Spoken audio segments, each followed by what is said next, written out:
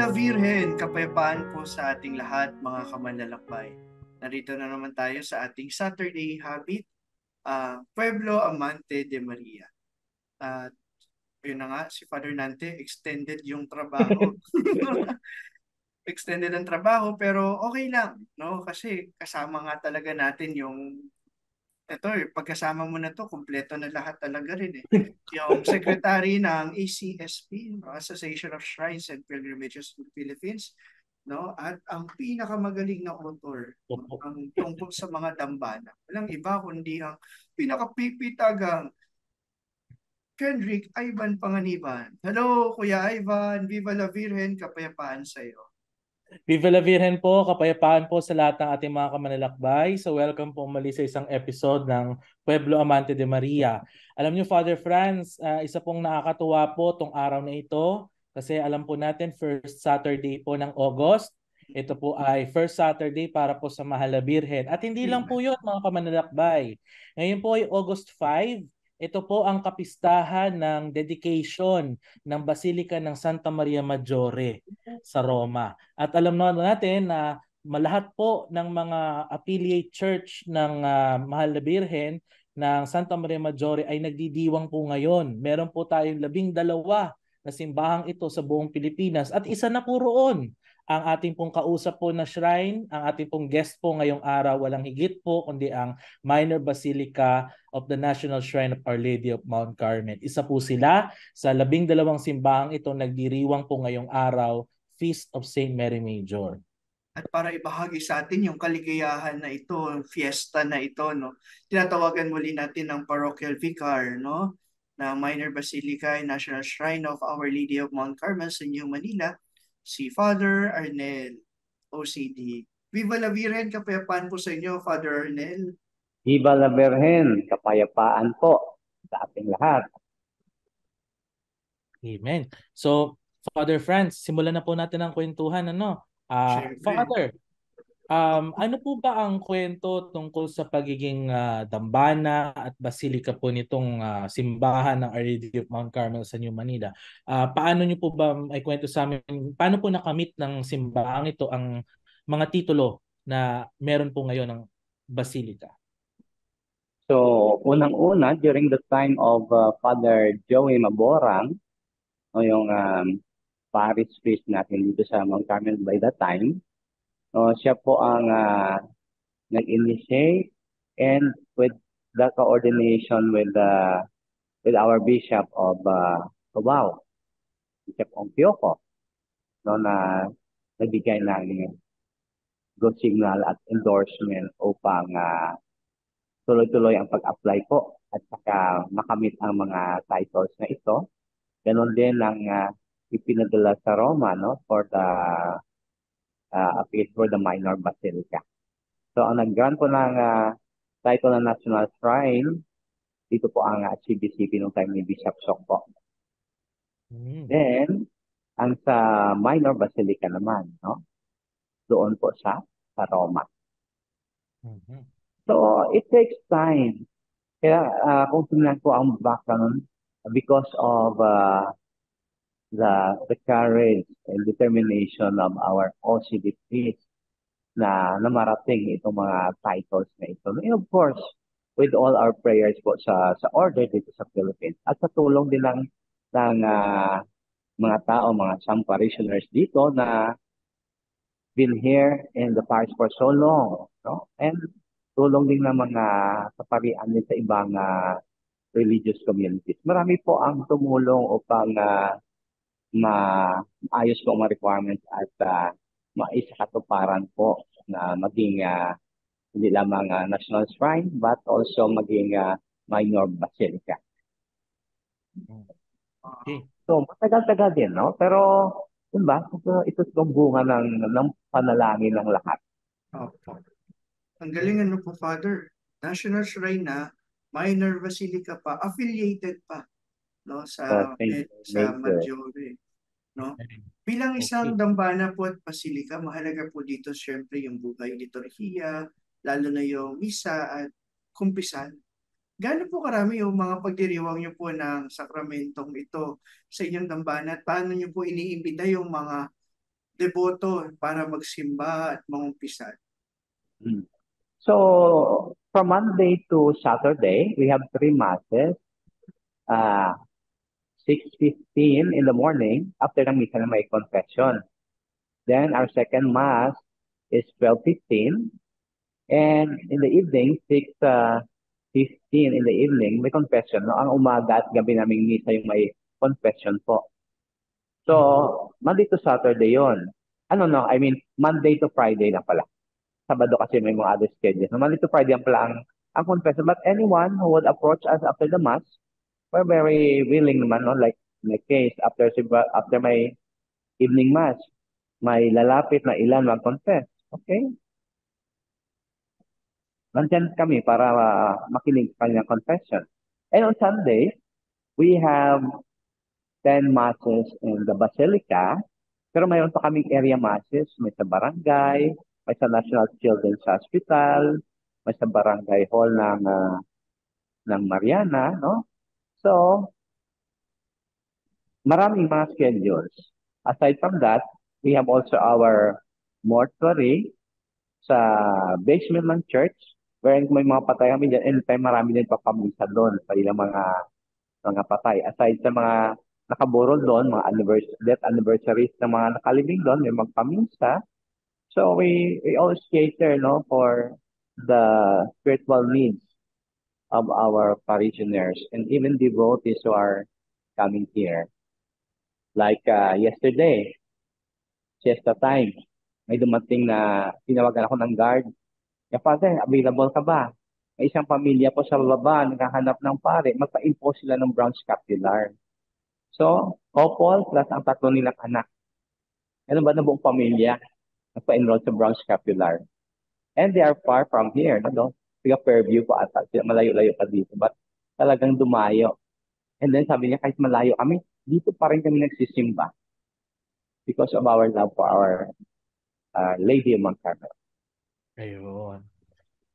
Father, sa mga aspeto po ng isang dambana, kung titignan po natin, hindi lang naman po nakikilala ang isang shrine sa pagpapalaganap ng debosyon. Ito rin po ay nakikilala sa misyon at saka sa aksyon. So, ano-ano po ba yung mga charity program na meron po dyan sa Dambana at Basilica at paano po naiugnay itong mga programa nito sa debosyon ninyo sa Our Lady of Mount Carmel po?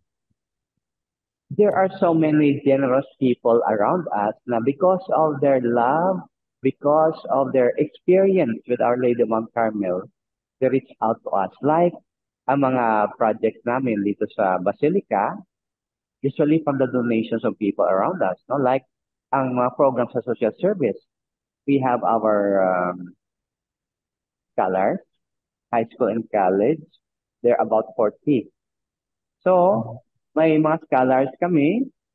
Tapos may meron mga emergency assistance also, no? Mhm. So, may mga madre pa kami from Pastorelli nga sila mag-evaluate, no? Na sino ang mga beneficiaries. We also have a feeding program, no? May mga pinamimigay din kami regularly sa mga areas, sa mga food packs. And medical, once in a while, mayroon kami mga medical missions dito. But kung hindi man nakaskid ang medical missions, ang mga madre namin dyan, may mga stocks lang, mga gamot. Ako may mga minor man lang na mga sakit, yan, bigyan nila ng gamot. And aside from those in the social service, mayroon po kami tinatawag na Foundation for Carmelite Scholastics. Kaya nga po, ang mga seminarista namin na pumapasok, almost walang bayad. Dahil so many people are helping us for the formation of our future priests. Ganon sila ka-generous dito na ang bayad ng mga seminarista ng unang taon lang, but that's only donation of 500 peso per month. Kung wala siyang ibabayad, hindi mo kami naniningil. Parang kuwan naman yun. Pero hindi kasi pinaka-issue for those who are discerning for priesthood ang financial aspect. As long as they are truly convicted that they are called to Carmel, we'll be there to assist them. So many generous people coming over to help. Even we have this tinatawag na care fund. Ito naman, no? Maraming mga generous parishioners and friends and devotees who are giving in this fund. This is for our sick and aged Carmelite priests and brothers. So regularly every year, meron kaming Care Fund Sunday. That's for the sick members of the order, and Foundation for Carmelite Scholastics another Sunday, or may isang intended na Sunday nga. Ang lahat ng mga kolekta para yan sa foundation, para yan sa pag-aral ng mga seminarista namin. Kaya because of how much Our Lady of Mount Carmel touched the people around us, no? Bumabalik sila to reach out. And then not just in financial aspect, but so many people around here who are actively involved in the Basilica, no? Offering their time, their expertise, their talent, no? Nasa iba't ibang ministry ba, nandiyan sila tumutulong. So, kaya kung tingnan mo, buhay na buhay ang parokya namin because of so many generous people, because of their gratitude to Our Lady of Mount Carmel. So lahat po na mga charity works, parang pagbabalik tanaw ng mga naging bahagi ang mahal na ina ng buhay niyo. Young or old, Amen. na bumabalik at tumutulong ba? Amen. Sige po, Father. Okay. Maganda yung kwentuhan natin, pero kailangan muna nating putulin ngayon. At tatawagin natin ulit ang ating field correspondent para may magbahagi sa ating lay share, no, ng kanyang karanasan sa ating mahal na ina. Kaya tinatawagan muli natin ang ating field correspondent, pinakamasipag na si Doktora Rita Cusio. Viva la Virgen, kapayapaan sa iyo, Doktora Rita. Viva la Virgen! Kapayapaan po sa inyong lahat, Father Arnel, Father Franz, and Brother Ivan. Ang atin pong makakapanayam, no, ngayon na lay sharer ay ang kasalukuyang group coordinator ng Ministry of Lectors and Commentators ng Minor Basilica of the National Shrine of Our Lady of Mount Carmel. At siya rin po, no, ay isang miyembro ng Sign Language Interpreters Ministry ng Minor Basilica po na ito, no? Kakaiba po yung kanyang ministry. Siya po ay walang iba kundi si Sister Donna Le. Viva la Virgen, Sister Donna. Viva la Virgen, kapayapaan po sa ating lahat. Yan. Sister, maraming salamat po sa oras ninyo, no? At pumayag po kayo na maging bahagi ng Pueblo Amante de Maria. Opo. Sister, bilang unang tanong po, no? Paano po kayo nagdedebosyon sa ating Our Lady of Mount Carmel? Nag-start po kasi ako. Dito po kasi sa Ministry of Lectors Commentators. Matagal na po akong lector commentator since 1980 pa po. Nag-start po ako sa isang parish in Makati, umabot ng almost 10 years. Tapos nung lumipat na po ako sa Makati, nakarating po ako sa Gilmore, Carmel of St. Therese sa Gilmore. So doon po ako unang na-expose kay Our Lady of Mount Carmel and St. Therese. Doon po, nagtagal po ako ng 30 years hanggang nag-pandemic. Tapos naimbita po ako ni Father Willow dito dahil nagsisimba. Sarado po yung church noon. Dito naman po ako sa Basilica nagsisimba. Every day, kasi pandemic, sarado, iba. Na-invite niya po ako maging lector din po dito. But dito po sa Basilica, na ano po kasi, yung tinatawag ko pong my place of peace and tranquility. And nasabi ko na rin po spirituality kasi dito po ako nag-grow bilang lector, commentator, and eventually sign language interpreter para sa misa po.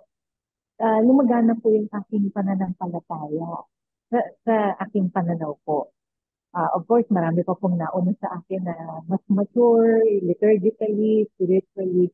Pero sa aking personal na pananaw, na ano ko po na, mas naiintindihan ko po yung binabasa ko. Kahit matagal na po ako nagbabasa, mas nanamunan ko talaga. Ayan. Opo, so yung devotion niyo po pala sa Word of God bilang lector, no, ay lalong napagyaman, no, ng devotion po ninyo, no, sa Our Lady of Mount Carmel. Sa tulong po niyo. Hana Opo, sa Birhen. tulong. Amen. Opo. So, sister, sino po para sa inyo ang Our Lady of Mount Carmel? Anong role po ang ginagampanan niya sa buhay po ninyo? Bilang ina po, ever since. Kasi I was an adopted child. So parang, pero I am fortunate kasi kilala ko rin po yung biological mother ko. So lumaki po ako na may nakilala ang dalawang nanay. At plus may yaya po ako na naging nanay ko na rin. So tatlo Mm. po sila na naggagabay sa akin bilang ina. At yung dalawa po sa kanila talagang devotees of Our Lady of Mount Carmel. So yung isa yung adopting parent ko po, medyo hindi po masyado ano, pero na bandang huli po, unfortunately lahat po sila pumanaw na, pero lahat po sila nag ano po sa akin, nag-lead sa akin kay Our Lady of Mount. Mm. Kaya So di talagang ay talaga. napakalaking grasya po, no, na marami kayong nanay, no, sa pangunguna ng So, ating mahal na ina. Opo. okay. Sister, bilang pangwakas na katanungan po, no, ano po yung pinaka naaalala ninyo na karanasan na kaugnay po sa inyong pagdedebosyon sa kanyang dambana, sa dambana po ng ating mahal na ina? Yung, yung masasabi ko pong miracle because yung si yaya nanay ko po na ospital, tumakbo po ako dito sa Basilica at humingi po ng tulong sa kanya kasi sabi po ng doctor, uh, merong i-administer na gamot sa kanya na maaaring niyang ikamatay. So sabi ko po, sige po, ano, I need yung Mount Carmel. Tulungan niyo po ako, pero wag po ako ipapag-decide niya dun sa buhay niya. Kasi kahit pumayag po ako, pwede talaga siyang mamatay. Habang pong nagde-decide yung doctor kung ibibigay nga po o hindi, umigi po siya. So hindi natuloy. Yun. Mm. Sa si Nako. Our Lady po talaga ang nag-decide. Opo, oo. Talagang totoo pong mapaghimala, no, ang ating Our Lady of Mount Carmel, no. Maraming maraming salamat po, Sister Donna, no, sa inyong pagbabahagi. Alam ko po na marami pong nai-inspire, no, sa halimbawa rin na ipinapakita ninyo sa inyong tapat na paglingkod sa dambana ng ating mahal na ina. Viva la Virgen po, Sister Donna. Viva la Virgen. Viva la Virgen! Kapayapaan po sa ating lahat. No? Maraming salamat po sa ating lay sharer at kay Miss Rita sa pagbabahagi nila ng kanilang karanasan, no? Sa ating mahal na ina. Nakakatawang makarinig ng mga karanasan na talagang ramdam na ramdam nila yung debosyon sa ating mahal na ina. Siguro, no, ang dami pang mga kwento, no, tungkol Oo. sa nila sa mahal na ina. Yeah, kaya po ayon po kay Father Arnel, meron din po siya sanang ikikwento po na isa pong narinig narinig po niya na special po na experience na talagang nakita po nila na ito po ay sa pamamagitan po ng intercession po ng Our Lady of Mount Carmel. Father Arnel, pwede po ba ikwento po sa amin yung nabanggit po niyo na yan? Opo. Viva la Virgen, kapayapaan sa ating lahat. May isa po akong kwento, no? Actually, I had this chance to talk to her a few days ago. She's also our lector here. Ang asawa niya, Eucharistic minister din. Ang anak niya bago nag-aral sa abroad, lector din. So the whole family, only child lang ang anak nila. Dito sila si Serbe, buong pamilya. And recently, nagkaroon siya ng aneurysm. No, very critical ang sitwasyon niya. But the whole family, especially siya mismo, no? Sinalay niya ang kanyang kondisyon sa mahal na ina ng Carmelo. No? Parang milagro na ngayon, pag aneurysm, very few survive kasi operahan ang bahagi na nag-irap ang fan, ang vein. But she survived. Now, she's fully recovered and she's back serving the church. Oh, she's always vibrant. She's always full of life. Parang wala nangyari. But she experienced that almost took her life during that aneurysm, no, na pumutok ang ugat niya. That's why the whole family ever thankful to the special intercession of Our Lady of Mount Carmel. Tapos dagdag pa nitong nanay, niya alam mo ba, Padre, ever since maliit pa yung anak ko, inalay ko na siya sa mahal na ina. Kaya lumaki siyang very well-mannered, napakabait na bata, actively involved din sa simbahan. So I'm so happy. Kaya both of us, kami ng asawa ko ay tuwang-tuwa lagi, puno ng pasalamat sa lahat ng biyaya na ipinakaloob sa buong pamilya ng ating mahal na ina ng Carmel. Actually, marami pang kwento, no? Pero tapusin tayo sa oras pa ikwento ko lahat ng iba pang mga nangyayari dito. Mhm. Amen. Amen. Opo. At Father, nabanggit nga po ninyo nung nakaraang pong episode, naalala ko po, sabi po ninyo meron po diyang parang Marian Museum. So ito po, lugar po ito ng katekesis, ng kultura. So saan po ba matatagpuan yun, Father? Tsaka saan, ano po yung makikita po ng mga deboto pagdalaw po doon? So ito pong Marian Museum, marami tong images, marami statues of Our Lady, iba't ibang titles of Our Lady sa loob nito, no? But, sad to say, during pandemic, namatay ang curator namin, tapos sinara din because of the pandemic. So, at this time, hindi pa na i-open ulit. But during the time, mayroon po kami regular catechesis for the pilgrims. Bago sila maglibot dyan sa museum, ah may isang conference room sa tabi ng museum yan, sa likod lang ng simbahan, no? Sa building, St. Joseph's Building sa ground floor nun. May conference room doon kung saan diyan na binibigyan ng catechesis ang lahat ng mga pilgrims. Minsan, group of Marian devotees, may time naman na iba't ibang schools, no, na dumadayo. And minsan, no, ah may makasalubong ako sa simbahan, iba't ibang grupo. Dadaan lang magdasal, mag-attend ng misa, tapos balik na sa kanilang lugar. So maraming kwento, maraming mga ah, iba't ibang grupo ang makasalamuha namin dito, no? Every now and then, just to pay tribute to Our Lady of especially no, Sabadong may maraming Our Lady, Our Lady Saturday. Kaya nga, usually ang pilgrims, they come over on weekend. Kasi Sabado. Father. Yun, dami pong ginagawa, Father, ano, sa Minor Basilica at sa National Shrine. Kasi nga, ang dami rin po nating titulo. No? Sabi nga ni Kuya Ivan nung last episode, no? Ang daming biyaya, pero marami ring responsibilidad. No? Itong po ay parokya, simbahang may ugnayan din sa Basilica no, ng Santa Maria Maggiore po sa Roma, isang pambansang daban at isang Basilica Minor.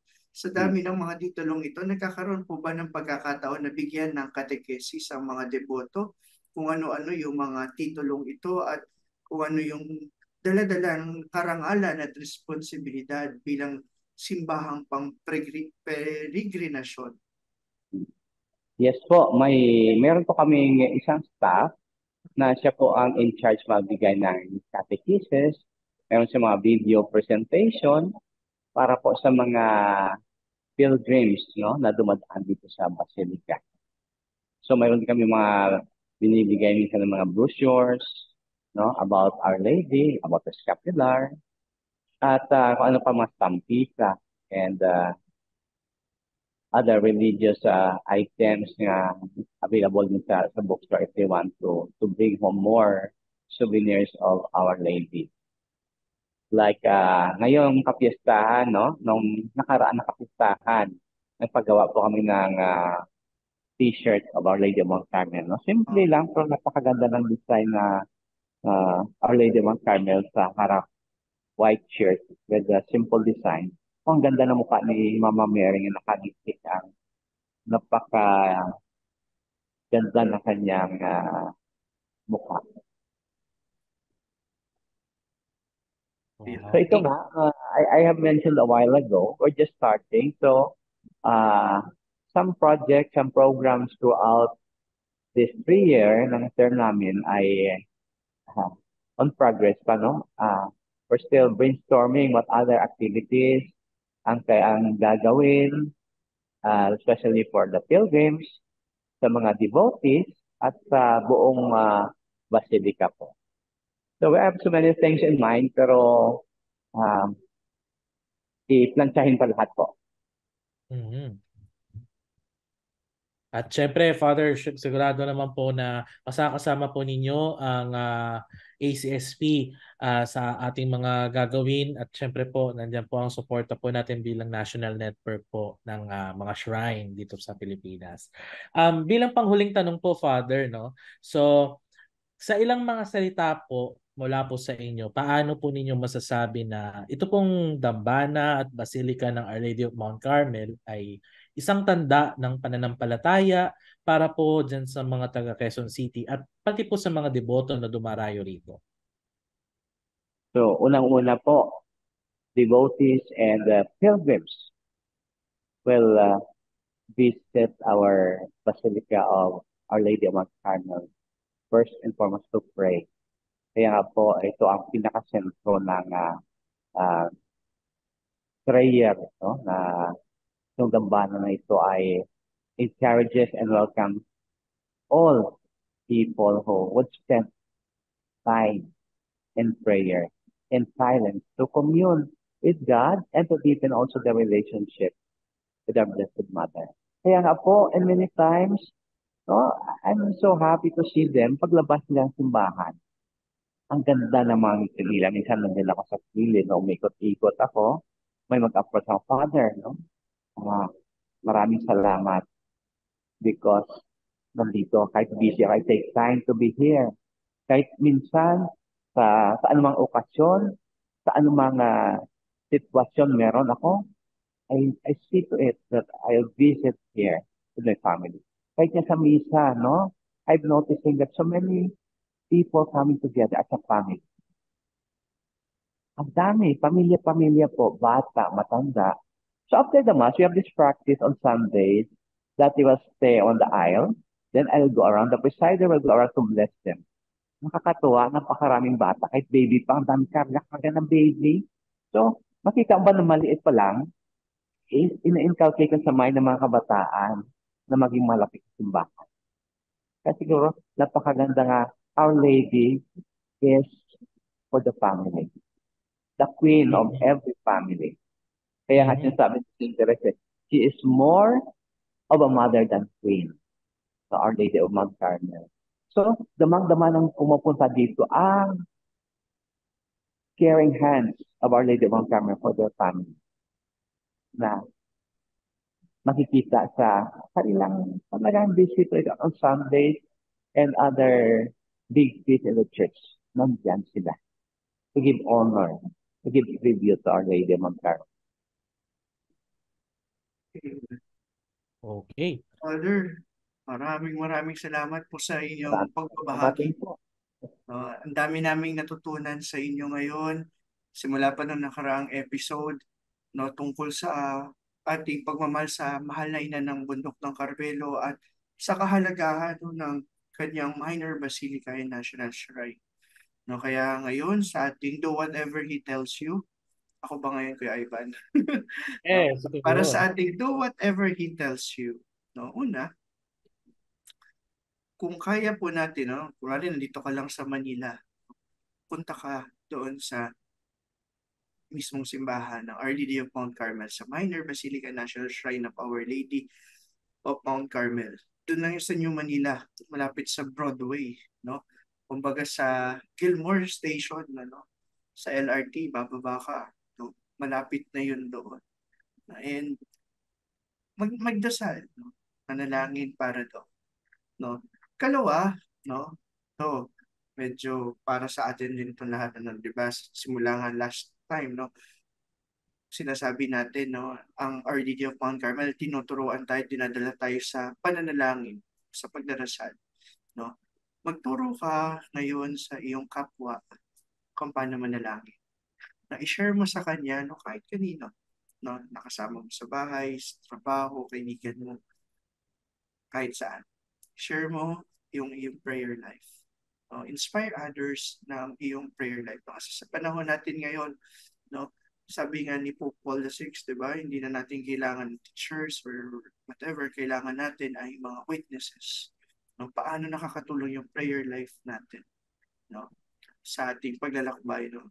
Especially sa ngayong naglalakbay tayo sa road towards holiness. No?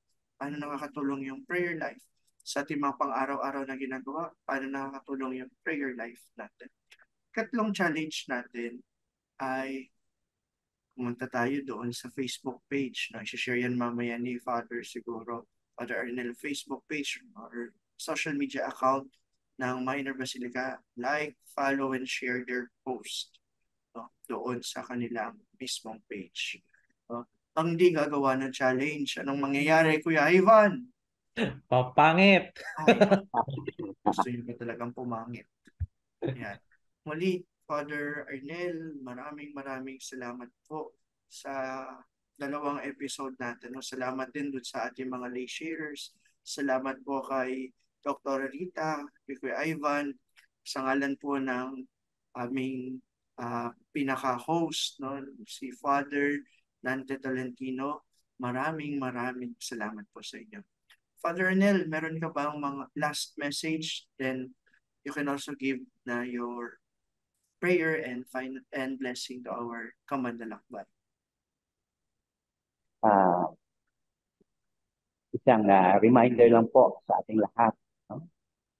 Whatever we are experiencing in life, lalong-lalo sa mga panahon na talagang susubukan ang ating paniniwala sa Diyos at sa mahal na Ina. Our Lady of Mount Carmel will always be there to listen to you. She's just waiting for you to open your heart and feel her loving presence and providence.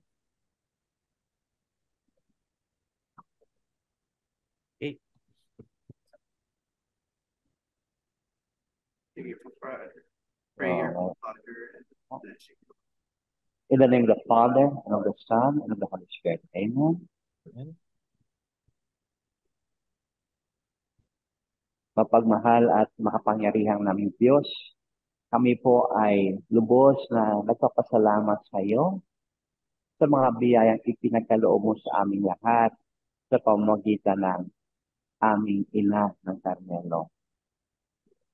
Naway, turuan mo po kami maging mapagkumbaba, marunong makinig, at puno lagi ng saya at galak na magsilbi sa iyong anak. Nakagaya ni Maria, our Queen Beauty of Carmel. Kami po lahat ay patatagin mo, bigyan mo po ng mga grasya na aming kinakailangan at inspirasyon upang tugunan namin ng buong lakas, ng buong saya ang mga responsibilidad namin sa bawat araw, lalong-lalo na sa aming pagsilbi sa iyo, sa aming komunidad man, sa pamilya, at sa simbahan. Ito po ay hinihiling namin sa pamamagitan ni Kristo na aming Panginoon. Amen. Our Lady of Mount Carmel, pray for us. Pray for us. In the name of the Father, and of the Son. Amen. Amen. Maraming Viva la salamat po, Virgen! Father. Viva la Virgen! Maraming salamat po muli, mga kamanlalakbay.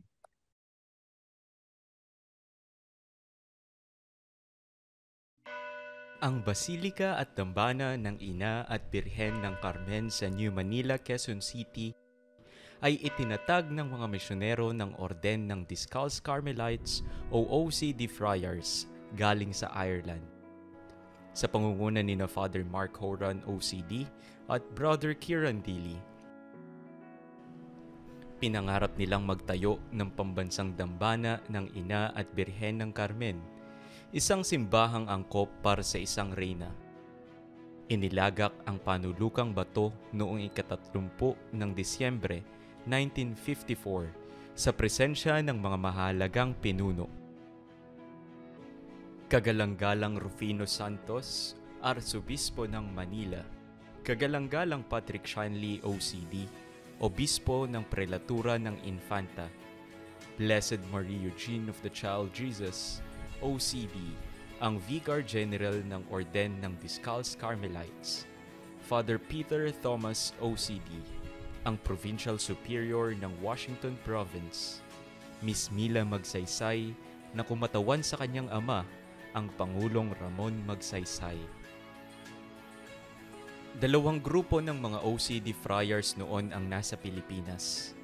Ang mga Amerikanong OCD friars ay ang mga misyonero sa rehiyon ng Baler at Infanta, ang Prelatura ng Infanta. Ang mga galing naman sa Ireland ay nagtayo ng simbahan sa Haro, Iloilo noong 1953 at ang ating dambana ng Ina at Birhen ng Carmen sa Quezon City. Noong 1978 ay pinagsanib ang dalawang grupong ito upang mabuo ang Philippine Commissariat na naging Philippine Province of Saint Teresa of Avila noong 2015. Sinimulan ang pagpapatayo ng simbahan sa unang araw ng Abril 1955. Hindi pa natatapos ang konstruksyon ay binasbasan na at dinaos na ang unang misa noong ika-21 ng Disyembre 1958 sa pangunguna ng Coadjutor na Obispo ng Cagayan de Oro, ang kagalang-galang Teofilo Camomot, isang OCD tertiary at ngayon ay isang banal na lingkod ng Diyos. Kulang-kulang 10 taon matapos ilagak ang panulukang bato, pinasinayaan ang simbahan sa araw ng maringal na kapistahan ng Ina at Birhen ng Carmen, ika-16 ng Hulyo 1964, sa pangunguna ng kagalang-galang Rufino Cardinal Santos, Arsobispo ng Manila. At noong ika-17 ng Pebrero 1975 ay itinatag ito bilang isang parokya at niluklok si Father Paul Sullivan, OCD, bilang unang kura paroko. Dito rin sa dambana ng Ina at Birhen ng Carmen, tinanggap ng kagalang-galang Julio Xavier Labayen, OCD, ang ordinasyon bilang obispo mula sa kamay ng kagalang-galang Rufino Cardinal Santos noong ika-8 ng Setyembre 1966. At siya ay nagsilbing obispo ng Prelatura ng Infanta hanggang magretiro ito noong taong 2003. Ipinalit sa kanya doon ang kagalang-galang Rolando Tria Tirona, OCD, hanggang taong 2012, nang ilipat naman siya ng Santo Papa sa Archdiocese of Cáceres sa Bicol. Bago siya gawing obispo, nagsilbing kura paroko ng Basilika at Dambana ang kagalang-galang Rolando Tria Tirona, OCD. Maliban kay Blessed Marie Eugene of the Child Jesus, OCD, na naglagak ng panulukang bato ng Basilika at Dambana noong 1954, at ang lingkod ng Diyos Teofilo Camomot na nagdaos ng unang misa dito noong 1958, dumalot nagdasal din dito noong 1987 si Blessed Alvaro del Portillo, ang humalili kay San Jose Maria Escriva bilang obispo ng Opus Dei. Hindi lubos na natapos ang konstruksyon ng simbahan. Nanatiling walang pintura ang loob at labas nito. Isang mapagpalang parokyano ang nagpatapos ng karamihan nito mula 2013 hanggang 2016. Kasabay nito ang maringal na pagtatalaga ng simbahan at altar noong ika-19 ng Nobyembre taong 2015.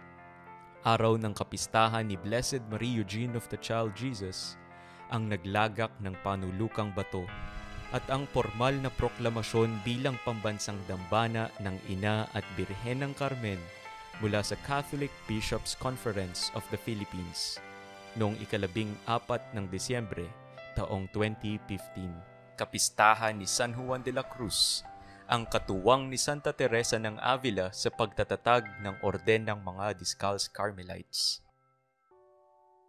Ang lahat ng mga ito ay hindi nangyari kung wala ang paggabay, pagkatig at pagtangkilik ng kagalang-galang Honesto Ongtioco, ang obispo ng Cubao. Siya din ang sumulat sa Apostolic Penitentiary upang iugnay ang dambanang ito sa Basilica Mayor ni Maria sa Roma, at ito ay iginawad noong ika-25 ng Nobyembre 2016. Sabi nga po ni Bishop, the first band of affinity in Santa Maria Maggiore, the first church in the Diocese of Cubao with perpetual plenary indulgence, and the first church who attained the privilege and status of a minor basilica. Ang kagalang-galang Honesto Ongtioco din ang lumuhog sa Vatican na tanghalin ang dambana bilang Basilica Menor at putungan ng mahal na Papa ang imahe ng Ina ng Carmen ng Corona. Ang mga parangal na ito ay iginawad nga ng Santo Papa. Ang ating simbahan ay formal na itinanghal na Basilica Menor noong ika-25 ng Marso taong 2019. At sa panahon ng pandemya, sa ngalan ng Santo Papa, idinaos ng kagalang-galang Honesto Ongtioco ang pontifical coronation sa imahen ng mahal na ina noong ika-22 ng Agosto 2020. Ang mga misyonerong Recoletos ang nagdala ng unang imahen ng Birhen ng Carmen dito sa Pilipinas noong 1618. Ang imahen ay nagmula sa mga mongha ng Discalced Carmelites sa Mexico. Inilagak ito sa Basilica ng San Sebastian sa Quiapo at doon nagsimula at dumami ang deboto sa Birhen ng Carmen. Sa taong ito ng hubileo ng ika-500 taon ng ating pananampalataya kay Jesucristo, ang sentro ng debosyon sa Birhen at Ina ng Carmen ay ang basilika at pambansang dambanang nakalaan sa kanya. Sa pangangalaga ng mga relihiyoso niyang Discalced Carmelites, ang basilika at dambanang ito ay nagmimithing maging lugar ng pakikipag-ugnayan sa Diyos. Ang mga nagtatag ng orden ng Discalced Carmelites na sina Santa Teresa ng Avila at San Juan de la Cruz at kasama na rin si Santa Teresita ng Batang Jesus ay mga pantas ng buong simbahan tungkol sa pagdarasal at pakikipag-ugnayan sa Diyos. At ang propeta Elias, ipinagtanggol niya ang karapatan ng Diyos sa bundok ng Carmel upang sa kanya lamang manalig at hindi kay Baal. At nang masupil niya ang mga propeta ni Baal, ay bumagsak ang ulan na 3 taong ipinagkait ng Diyos. 3 taong tagtuyot, walang ani, walang buhay, habang hati ang puso ng mga tao. Sa tradisyon ng Carmel, ang maliit na ulap na nagdala ng nagbibigay buhay na ulan ay si Maria. At ang dala niyang ulang nagbibigay buhay ay ang kanyang anak, ang ating Panginoong Hesukristo. Nawa, ang basilika at dambana ng Ina at Birhen ng Carmen ay maging puwang kung saan malilinis at malulunasan ang mga hati nating puso upang lubos nating mahalin at tanggapin ang ating Panginoong nagbibigay buhay. Ang basilika at dambana ng Ina at Birhen ng Carmen ay nakikiisa sa pagdiriwang ng ika-500 taon ng Kristyanismo sa Pilipinas.